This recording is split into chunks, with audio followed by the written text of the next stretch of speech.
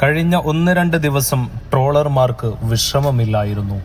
മിക്കതും ഇസ്ലാം തുളുമ്പി മറിഞ്ഞൊലിക്കുന്ന ട്രോളുകളായിരുന്നു. എന്നാൽ എന്നെ അത്ഭുതപ്പെടുത്തിയത് അതൊന്നുമല്ല, മുൻനിരയിൽ നിൽക്കുന്ന പ്രഭാഷകരടക്കം അതിലുണ്ട് എന്നതാണ്. കേട്ടതൊക്കെ അപ്പടി പാടുന്ന 12ാം നമ്പർ ട്രോളർമാരുടേതിൽ വലിയ അത്ഭുതമൊന്നുമില്ല.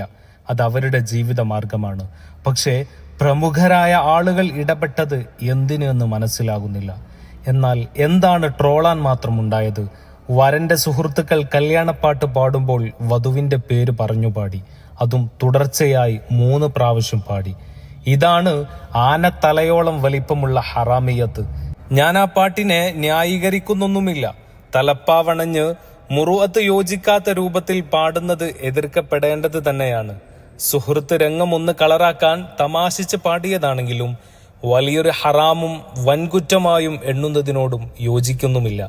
ട്രോളർമാരാവട്ടെ പാടിയവരെ ട്രോളുന്നതിനു പകരം അതിന് പാനപാത്രമായ ദമ്പതിമാരെയാണ് ട്രോളിയത് മുഴുവനും. പ്രമുഖ പ്രഭാഷകൻ നൌഷാദ് ബാക്കവി പറഞ്ഞത്, വധു വീട്ടിൽ നിന്നും ഇറങ്ങുമ്പോൾ പേര് പറഞ്ഞു പാട്ടുപാടി എന്ന ശുദ്ധമായ നുണയാണ്. അതും അയ്യപ്പ ഭക്തിഗാനം പാടി ശ്രദ്ധേയനായ ബാക്കവി. പിന്നെ കഥയും തിരക്കഥയുമായി ആലപ്പുഴ ഭാഗത്തു നിന്നും രംഗപ്രവേശനം ചെയ്യുന്ന മറ്റൊരാൾ അത്യാവേശത്തിലും. യുദ്ധഭൂമിയിൽ 100-ൽ പരം ശത്രുക്കളെ വെട്ടിവീഴ്ത്തിയ മട്ടിൽ കരിപ്പൊടിയും കൂട്ടരും. അങ്ങനെ നീളുന്നു ആ ലിസ്റ്റ്. വളരെ പേഴ്സണലായി ഉപദേശിച്ചു തിരുത്തപ്പെടേണ്ട ഈ വിഷയം ഇത്രയും വഷളാക്കിയത് നിങ്ങളൊക്കെ തന്നെയാണ്. കാരണം പ്രസ്തുത വിഷയത്തിൽ അവർക്ക് ഖേദമുണ്ടെന്ന് അവരുടെ വോയിസിൽ നിന്നും എഴുത്തിൽ നിന്നും മനസ്സിലാക്കാൻ കഴിയും. ഇവരോടൊക്കെ വളരെ എളിമയോടെ ഒന്ന് ചോദിക്കട്ടെ.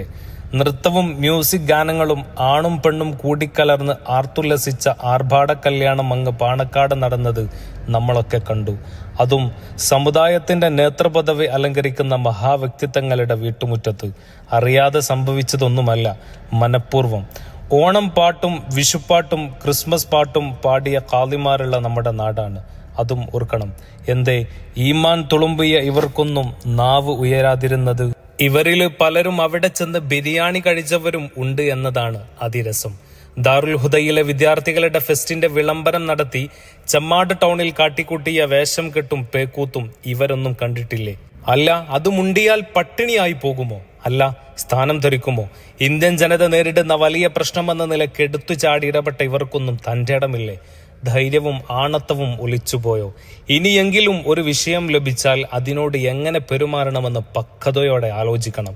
ഞാനീ പറഞ്ഞതിനർത്ഥം പാണക്കാട് നടന്ന കല്യാണമടക്കം എല്ലാം വിളിച്ചു കൂവണമെന്നല്ല, മറിച്ച് അതിനോടൊക്കെ സമീപിക്കേണ്ട ഒരു രീതിയും നിലപാടുമുണ്ട്. അല്ലാതെ കാർഗിൽ യുദ്ധത്തിനു നേതൃത്വം കൊടുത്ത മട്ടിൽ സോഷ്യൽ മീഡിയകളിൽ വിളമ്പുകയല്ല വേണ്ടത്. സമൂഹം നേരിടുന്ന പ്രശ്നങ്ങൾ അതിൻ്റെതായ സുതാര്യതയിൽ കൈകാര്യം ചെയ്യണം. കേട്ടത് കോളാമ്പിയിൽ എന്നതിനു പകരം കേട്ടതും കേൾക്കാനിരിക്കുന്നതും ആലോചനയിൽ എന്ന മട്ടിൽ നേരിടണം. അള്ളാഹു ഖൈറിലാക്കട്ടെ.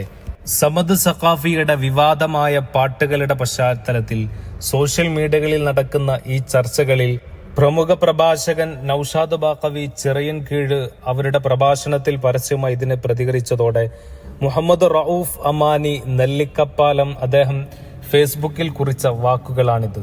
നിങ്ങൾ യോജിക്കുന്നുണ്ടോ ഈ അഭിപ്രായത്തോട്? നിങ്ങളുടെ വിലപ്പെട്ട അഭിപ്രായങ്ങൾ കമന്റ് സെക്ഷനിൽ രേഖപ്പെടുത്തുക.